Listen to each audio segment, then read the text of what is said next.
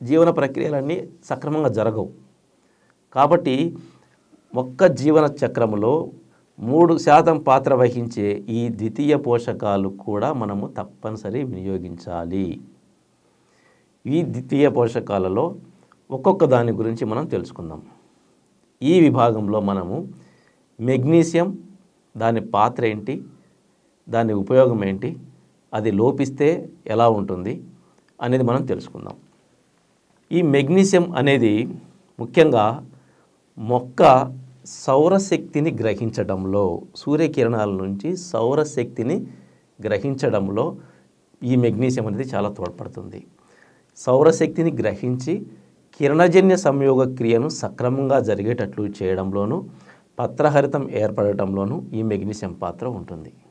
అంతేకాకుండా మొక్క శ్వాసక్రియలో పాల్గొనే ఎంజైమ్స్ని ఉత్తేజపరుస్తుంది. అంటే ఏ ఎంజైమ్స్ అయితే మొక్క శ్వాసక్రియలో, అంటే మొక్క కార్బన్ డైఆక్సైడ్ని తీసుకొని ఆక్సిజన్ విడుదల చేయడంలోనూ, మొక్క వేరు వ్యవస్థ ఆక్సిజన్ తీసుకొని కార్బన్ డైఆక్సైడ్ని విడుదల చేయడంలోనూ ఏ ఎంజైమ్స్ అయితే పాల్గొంటాయో వాటిని ఉత్తేజపరచడంలో ఈ మెగ్నీషియం పాత్ర చాలా ఉంటుంది. చూడండి, అంటే ఎంత సున్నితమైన ప్రక్రియలు మెగ్నీషియం మీద ఆధారపడి ఉన్నాయో. అంతేకాకుండా ఇది నత్రజనిని ఉత్తేజపరుస్తుంది. మొక్క నత్రజనిని ఎక్కువగా సంగ్రహించడంలోనూ, నత్రజని మొక్కలో జరిగే జీవన చర్యలలో సక్రమంగా పాల్గొనడంలోనూ ఈ మెగ్నీషియం పాత్ర ఉంటుంది. అంతేకాకుండా ఫాస్ఫేట్ మెటబాలిజంలోనూ, ఫాస్ఫేట్ కాంపౌండ్స్ని మొక్క అన్ని విభాగాలకు సరఫరా చేయడంలోనూ ఈ మెగ్నీషియం పాత్ర ఉంటుంది.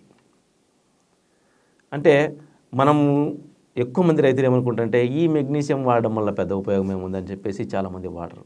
కానీ ఇది కూడా నత్రజనికి, ఫాస్ఫరస్కు ఇంటర్లింక్ అయి ఉంది. అంటే అవి రెండు మెగ్నీషియం మీద ఆధారపడి ఉన్నాయి. పూర్తిగా మొక్క వినియోగంలోకి రావాలంటే నత్రజని కానీ, ఫాస్ఫరస్ కానీ, భాస్వరం కానీ పూర్తిగా వినియోగంలోకి రావాలి అంటే ఈ మెగ్నీషియం తప్పనిసరి ఉండాలి. అంతేకాకుండా సౌరశక్తిని గ్రహించడంలోనూ, పత్రహరితం ఏర్పడడంలోనూ, అంటే మొక్క పత్రహరితం సక్రమంగా ఏర్పడినప్పుడు పెరుగుదల కూడా మంచిగా వస్తుంది, పునరుత్పత్తి బాగా జరుగుతుంది. అంతేకాకుండా మొక్క శ్వాసక్రియలో పాల్గొనే అన్ని రకాల ఎంజైమ్స్ని పునరుత్తేజింపచేయడంలోనూ ఈ మెగ్నీషియం పాత్ర చాలా ఉంది.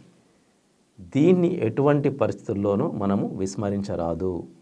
ఈ మెగ్నీషియం అనేది ఎక్కువగా పెరుగుదల దశలోనూ, తరువాత పూత దశలో కొద్దిగాను మనము వినియోగించి తీరాలి.